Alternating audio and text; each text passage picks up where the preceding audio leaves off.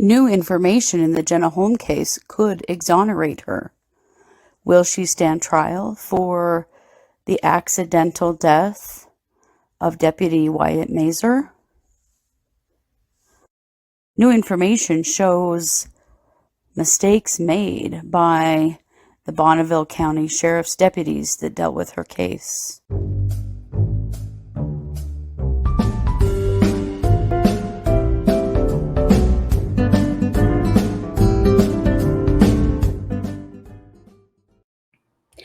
Hey everybody, welcome to True Crime Paranormal with the Psychic Sisters. I'm Christy Brower, here with my sister, co-host, and partner in crime, Katie Weaver. Katie. Hello. How's it going? Good. I'm very, very excited for this episode. I'm so excited for Jenna. I can't wait to see what happens. I can't wait for you guys to hear this. It's huge. Dude, we get to report good news. Okay? Right? That's How not often a do thing we we get report that? a lot on this Right? show. I know, and nothing major. Well, some things have changed, but if you recall the Jenna Holm case, we did this case back in April originally. And so Jenna Holm, in May of 2020, Jenna Holm was having a mental health emergency out on the Bone Road. The Bone Road is known as the loneliest road in Idaho because it is. If you saw it in the intro, if you were watching this on a video, I showed an image of it. It is a very long stretch of road out through farmland. There are very few houses. There's no one out there. There's absolutely no light in the dark. There's no cell phone service. No cell phone service. And the only lights you get are the red blinking lights of the windmills. We have a big windmill farm up there. And I got to tell you, it's creepy as shit up there in the dark. It's really eerie.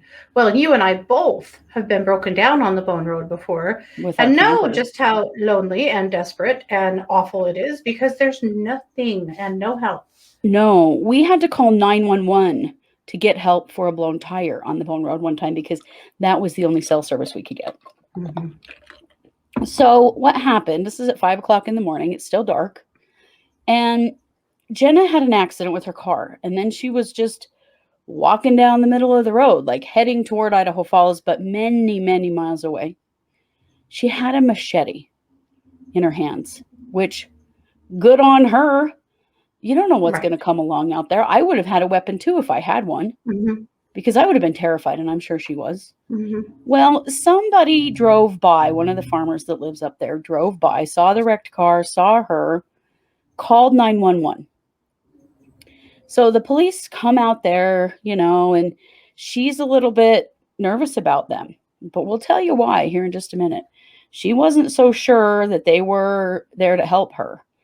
And she gave him a little trouble, and at one point actually lifted her machete up at one of the officers. She never harmed anybody. She never touched anybody. So they tased her to the ground. Right after they tase her, Deputy Wyatt Mazer walks across the Bone Road as Deputy, how can I forget his name? Flegel. Deputy Flegel comes flying up in his car, and he is flying. They show that he's doing around 65 miles an hour. Deputy Mazer steps out in front of him on this dark road, and Deputy Flegel hits him with his car and kills him. Yeah. It's an absolutely horrendous accident. Terrible for everyone involved. Yeah. But in the wisdom of the Bonneville County Sheriff's Office and the prosecutor's office, do you know who they decide is at fault in this thing? Yeah. Jenna Holm. The one and only Jenna. Yeah. The woman laying on the ground tased. It's her fault. It's her fault. They had to be out there in the first place helping her.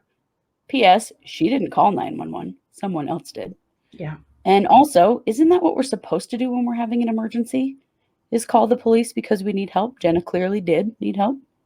So as she's laying on the ground tased, this terrible accident happens. And so they decide to charge her. Let's see. I will tell you what her charges currently are. Involuntary manslaughter. Yeah. They're freaking charging her like she murdered this guy. Yeah. And she was arrested and she went to jail and she sat in jail for almost a year. Yeah. Awaiting trial on this. She was bailed out a couple of months ago. Mm-hmm. And I just not long after the story we ran, about 2 weeks after our story, she was finally bailed out. Yeah, so like by early a group May. of concerned citizens.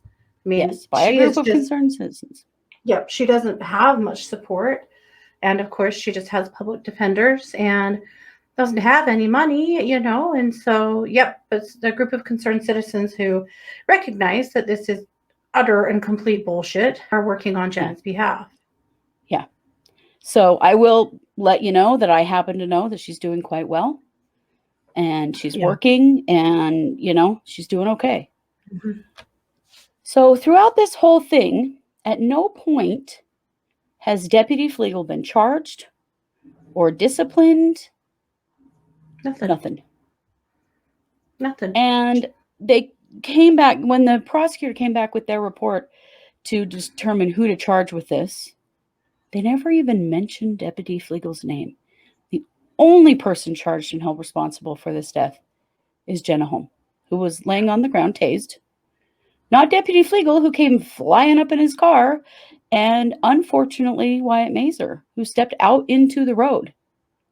So there's been a big internal investigation done in the Bonneville County Sheriff's Office, and they have been refusing to turn that over to Jenna's attorneys.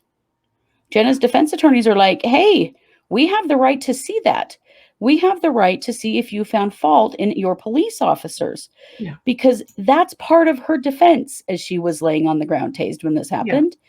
Clearly, we need to see who else was involved. So the sheriff's office refused to release it. They said they couldn't because there was private attorney-client privileged information in the report. Between the sheriff's office and their attorney. What kind of bullshit is that? Yeah. So this went to court. The worst. Yeah, this is ridiculous. Mm-hmm. So this went to court. And, so her attorneys said one of the primary lines of defense for Ms. Holm lies in the conduct of Sergeant Randy Flegel, Deputy Ben Botcher, who was the other officer there, and Deputy Wyatt Mazer. Any conduct on the part of the officers individually or collectively is a substantial factor for the jury to consider when asked by the prosecutor to assign blame to Ms. Holm for the tragic death of Officer Mazer. Yeah. So they were fighting it. They didn't want to turn any of this over. Yeah, which is utter bullshit. Might be damaging. This is the biggest public frame-up job I've seen in a long time by Bonneville County. So the Judge Dane Watkins, decided to resolve this in a way that could still give her the information that she needed for her defense, which she has every right to. Like, are these guys just trying to get a mistrial? They're just trying to foist this over on her rather than recognizing that one of their officers killed another one of their officers because he was acting like an idiot. Yeah. Because they were both acting like idiots, unfortunately. Mm-hmm. So what he did, because he said there are parts of the report that can be releasable. Which in and of itself is bullshit to me. The entire report should be releasable. This is public. It should be public. We should all be able to see this report. Don't I, as a Bonneville County resident, have a right to know what the hell happened here? Yeah. So this is what the judge said. Because the recommendations made in the report are meant to be implemented into sheriff department policies and procedures, they were arguably never intended to be confidential. So what they did is they released the findings and recommendations that were in the filing. The judge did that himself. Now, an interesting thing happened because that filing was briefly made public on Monday. And EastIdahoNews.com, which we have to really thank because we get a lot of good information from them, got a hold of it. Mm-hmm. And then the judge sealed it on Tuesday. I It's really so find it interesting. funny. Yeah. Well, yes, because why? Yeah. Why did he give the public a day to crack at it? Right? Yeah. Oh, I don't know. Maybe because Jenna Holm and everybody else in this county has the right to know this stuff. Yeah. The funny thing is that a few days ago on East Idaho News, or on Facebook, Nate Eaton posted, what if you came across some briefly unsealed information that could damage a case? Would you release it? And Oh, you know people what? went crazy. Right. But you know what? It's not this case. It is not. You don't think I it is? no, I know it isn't. I read something today Okay. that Mark Means released 169 pages of stuff when he submitted a filing to the judge of information that should have been sealed. It really is the Daybell Vallow case, which is what we initially thought. But then we heard this and we're like, maybe it was this. No, East Idaho News published this. Yeah. They're not publishing the other stuff. Well, people went crazy on that post. Like, don't do it. Don't jeopardize the case, because they all thought it was the Vallow case. So it really was. Oh, for the love of God. Yeah. You guys, Mark Means, we have so much to say this week. Yeah. We're going to get there. We're going to take a quick break, and when we get back, we're going to tell you what the findings are as far as the mistakes that the deputies made that early morning. So stick here with us for just a minute.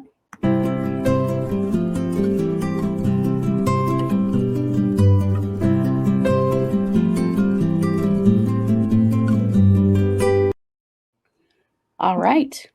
And we're back. Okay, so here is the rundown. Deputy Botcher, who was the original deputy on the scene, did not activate his emergency red and blue vehicle lights. He also never deployed his flashlight. So think about this. Jenna's walking down the road, scared to death, with a machete in her hand. And a car comes up, and a man gets out and comes at you. No red and blue lights, no flashlight. Yeah. How did she even know it was a cop? Yeah. No wonder she had her machete at the ready. Right. All she knew is that she had men coming at her in the dark. Right. And why she was having a mental health episode. So right.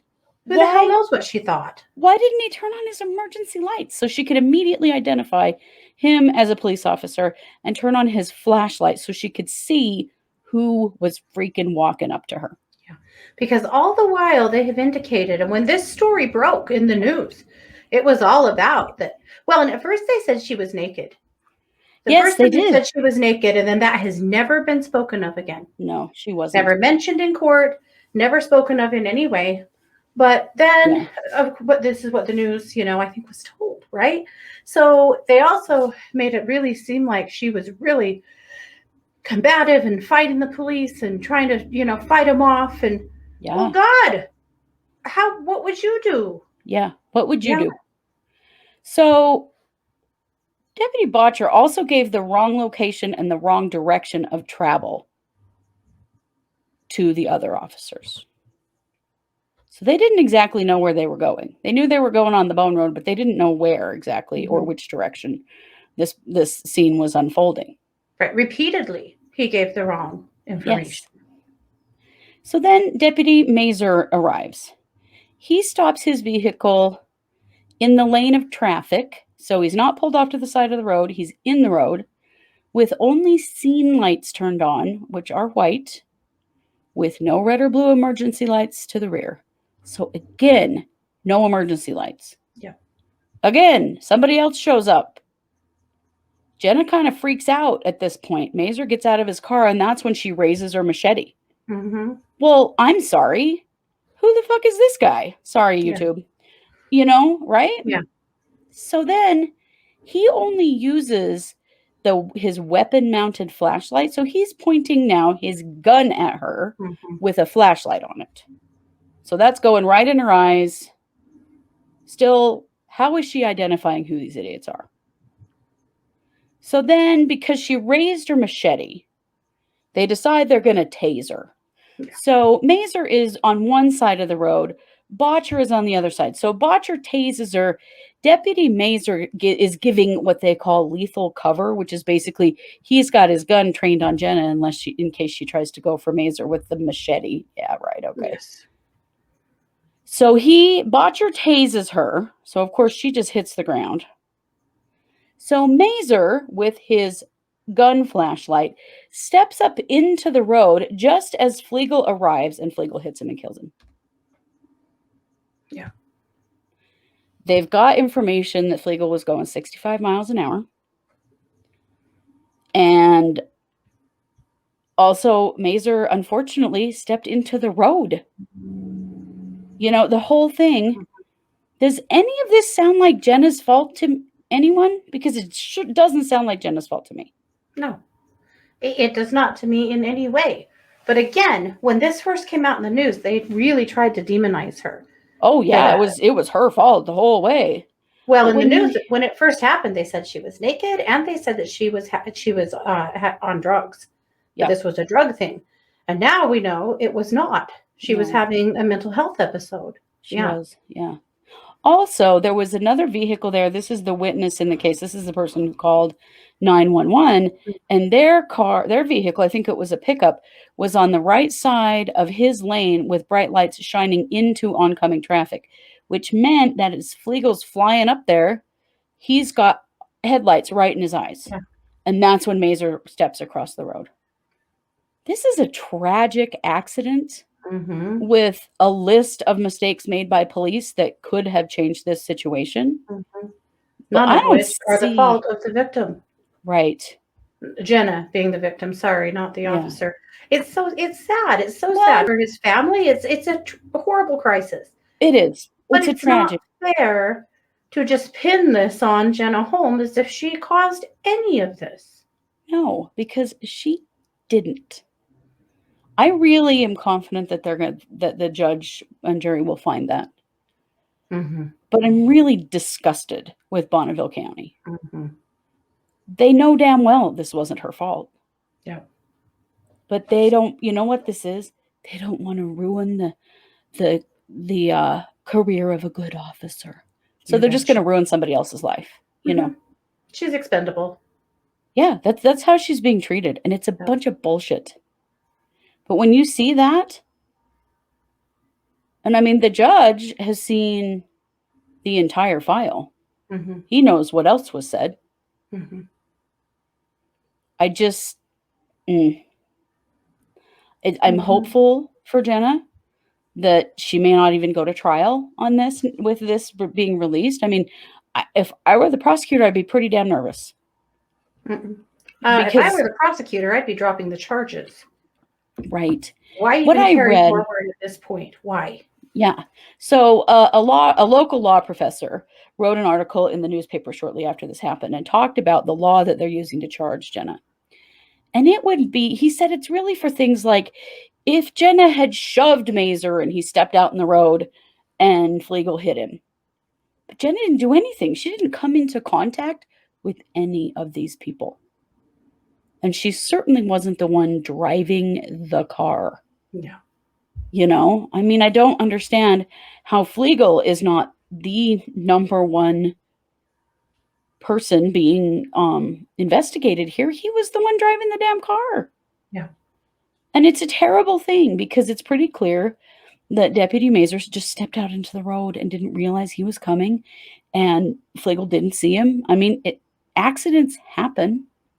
You know, but do we have to ruin the life of someone over it? Like, really?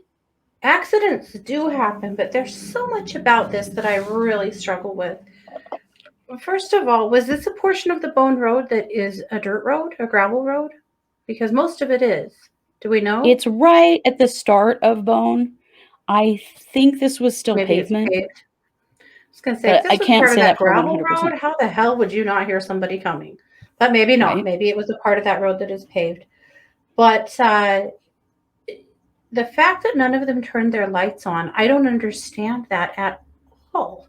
I don't either. Like, why? Because, you know, immediately that says to Jenna, this is the police. They're here to help me. You know, just random guys getting out of cars, shining flashlights in her face. or yelling at not her. using a flashlight at all Yeah. and coming at her in the dark. This is how you deal with What was someone their who appears to be intention? having a crisis? What was their intention? Right. What was They their weren't intention? identifying themselves as officers in the way that I would, anticipate they would. What was their intention?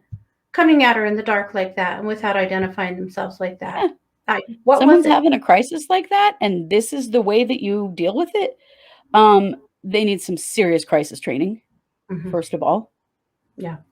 Second of all, why isn't it policy that their red lights are always on so Right? that people know what's happening and who that is? Absolutely. It makes zero sense to me. Well, also the fact that the one car was left in the middle of the road, like left in the lane of traffic. Yeah. People drive that road a billion miles an hour They because do. it is such a deserted road. There's never anyone out on it. If there had not been the wreck, there easily could have been another one with a farmer coming up that road, Right. driving it hard and fast and not seeing that car there until it was too late. Leaving it Definitely. there was just as just as problematic as anything, especially without their lights on. Like, none of this is okay. No, none of it is okay at all. But making Jenna the scapegoat is ridiculous. I mean, it sets a precedent that, like, okay, so now I'm afraid to call the police when I need help because if one of them gets hurt while they're helping me, it's my fault. No, Yeah. that's bullshit. That's bullshit. She didn't do anything to harm anyone. No, it's also really problematic that they tased her because Right? we know that when people are having some kind of a psychotic episode, which she appeared to be having, but they decided it was drugs right off the bat, apparently. But we know that tasing someone who is having a mental health event can kill them. Yeah, it How can many give them a reports heart now? attack. Yeah, have there been of like schizophrenic men being tased that were walking down the highway and stuff and killed because of the taser? Like, I thought we weren't doing that anymore, but I don't know. This is disgusting. Bonneville County is disgusting me right now. And as a resident, as a voter, no, this is not okay on any level. But I really do hope that this information will be used to Jenna's benefit and that she'll be able to, that her attorneys will be able to, get this dropped. This needs to be dropped. Yeah. And give her life back. For hell's sake, she served almost a year just waiting for trial because she couldn't bond out because they gave her a huge bond. Huge, yeah. So anyway, we wanted to give an update on this case. It's something we're definitely following closely. As you know, we like to be social justice warriors behind our mics. And this is certainly one of those cases in which we need to be. And more people need to advocate for people like Jenna when things like this happen because, it's not okay. And obviously, she's being used as a scapegoat in this situation. Most definitely. Yeah. Well, today is Tuesday. This is our Tuesday case, and we will be back on Wednesday with another awesome case. And this is an MMIW case coming up on Wednesday. Yes. And then we'll be back Wednesday night. And Wednesday night is going to be at 8 p.m. Mountain rather than 7 p.m. Mountain because I have something to go to before the live stream. So I had to move it a little bit. That thing. What is that thing? That thing I'm doing. Yeah. So don't miss the live stream because holy hell. Oh my gosh, have we got some updates? Mark Beans is doing it up. He is. Yeah, he's killing us, frankly. So we have that. And then Thursday night at 7 p.m. Mountain, we have the Psychic Hour. And so, yeah, lots more coming this week. So please don't forget to like and subscribe because that really helps us. Also, sharing helps us. If you're listening on a podcast platform, come over and check us out on YouTube. Subscribe to us there as well. All of those things help us. We appreciate all of you listening and watching so very much because it's helping us to grow. And of course, that is the plan. If you would like to send us a case that we can cover, please send us cold cases because that's what we like to cover. And you can do that by going to truecrimeparanormalpodcast.com. And there's a little form you can fill out to send us a case. Yep. Yeah. So, Okay. you know it. We are True Crime Paranormal with the Psychic Sisters. Thanks for being here. Thanks.